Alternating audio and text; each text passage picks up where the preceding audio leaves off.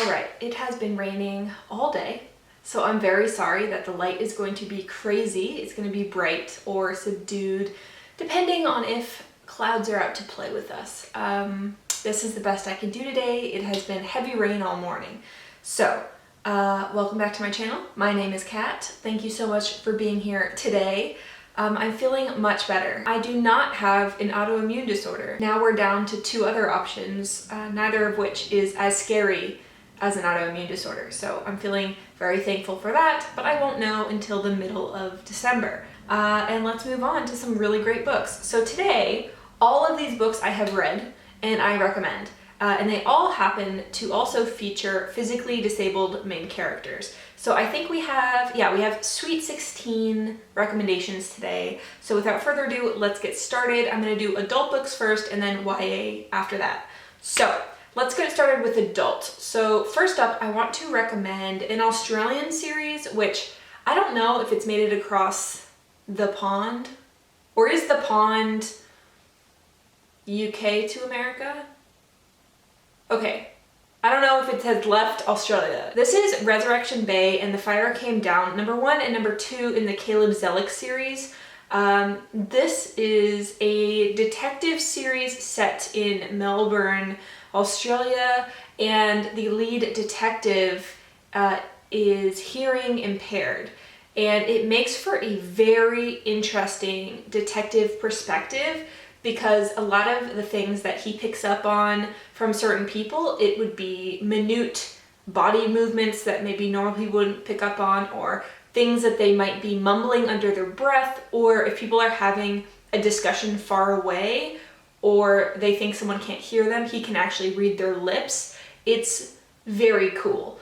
So I really recommend this series, and as well, the author spent a long time learning Australian Sign Language and also had many people in the hearing impaired community in Australia proofread the novels before publication. So I've heard that it is really great rep in here. Next up is another mystery thriller. This is If You Knew Her by Emily Elgar, a woman who was walking down the street when she is hit by a car and paralyzed. And when she is wheeled into the hospital, you're seeing things from this perspective of her neighbor in the hospital who is also paralyzed. So they're both paralyzed and things are unfolding, but like they're helpless to do anything about it.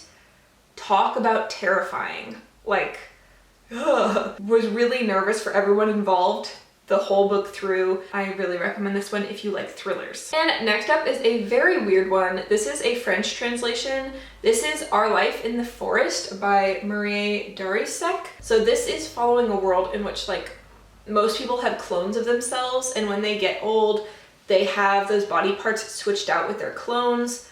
But this is a dystopia. So the clones escape with their halves and they go into the forest, and then everyone's bodies start to disintegrate. So the main character in here, has one eye, one kidney, and one lung, and she's writing down her story as things get progressively worse. And because I like to keep things spicy and keep you on your toes, we're gonna switch from French surrealism to good old-fashioned romance. This is Under Locke by Mariana Zapata. We're following a woman who's down on her luck, and she has her brother get her a job, which is to be the receptionist at this tattoo shop, where the tattoo shop owner is part of a motorcycle club, and it's kind of their story between them. The rep in here is that our lead female character is a cancer survivor, and hers was a form of skin cancer where they cut out huge chunks of muscle on her arm. So one of her arms is significantly weaker and can't like bear a lot of weight at all. And of course, I'm gonna recommend it. I'm gonna recommend it forever. This is The Reckless Oath We Made by Bryn Greenwood. This is one of my favorite books of all time. So there are two main characters. Z is a woman who got in a motorcycle accident, and she's been going to rehabilitation for her shattered hip, and she also walks with a limp and has chronic pain. And then the other character is Gentry, who is a young man who has autism, who believes he is supposed to be Z's knight, like her protector and her champion. But because, you know, this is the real world, Z is like, I don't know you, please stay away from me. And Gentry's like, okay, like, sure. Except Z's sister gets taken when there is a prison break, and then Z accepts Gentry's help as they go off on an adventure to track down and rescue the sister. So I cannot highly recommend this enough. I'm gonna recommend it forever. The end. I love this book so much, and everyone should read it. And the last adult book I want to mention here is Two Rogues Make a Right by Sebastian. This is another one that I love to recommend because it just really has my heart totally. This follows Will, who is trying to track down his best friend Martin, and Martin is hiding in an attic awaiting death because he has chronic illness and also an unidentified lung disease where he finds it really painful to breathe, basically. This is set in Victorian time, so it's not exactly sure what it is, but it's very serious and it prevents him from doing a lot of things like labor or walking, or he can't run at all. So Will whisks Martin away to this pastoral country cottage and is helping him recuperate and get better, and it's just sweet country living. It's very soft, so sweet. There's not much angst, there's not much drama at all. I just loved it so much. If you like sweet, slow character study romances, this would be for you. Okay, now let's get into the YA. So first up here is The Wicker King by Kay Ancrum. This is following two boys in high school, and one of them starts to see visions, and his friend decides to go along with him and support him and make sure that he's not going to hurt himself.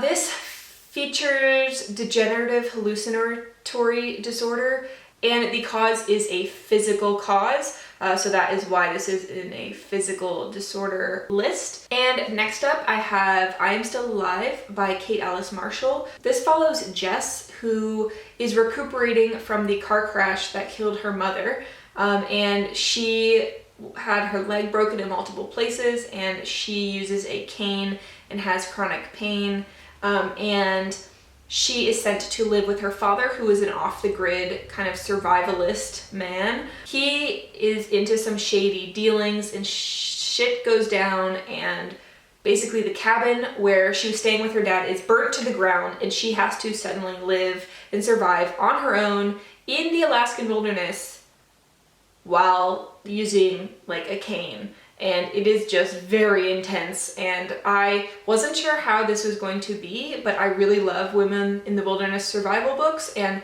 this is one of the best that I have read, so I highly recommend it. Next up, let's get a little obscure. This was one of my favorite books in high school.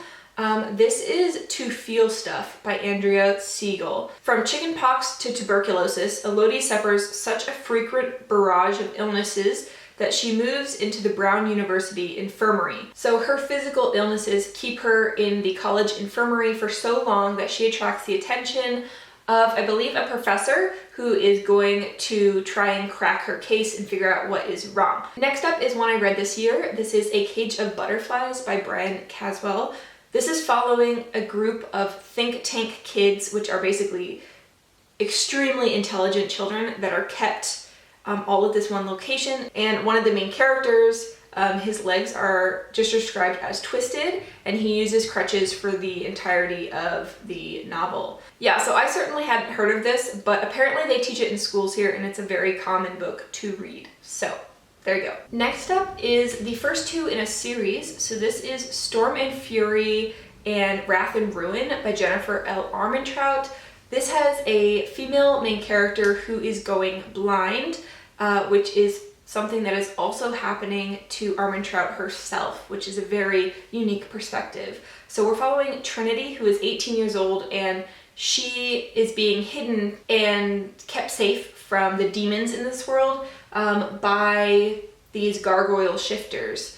And one day something happens and all hell breaks loose, literally. I will absolutely be reading the third in this series, which comes out next year. I cannot wait. So if you like YA, if you like fantasy, if you like angels, demons, gargoyle shifters, own voices, representation, romance, like I don't even know. Those are like all the things. How can you not like this book? So highly recommend. It is just like dessert for me. I love it. And we also have another duology here. This is Six of Crows and Crooked Kingdom by Leigh Bardugo. So I don't think I need to explain what this is about for you guys. It's a fantasy heist with a group of characters that is so good.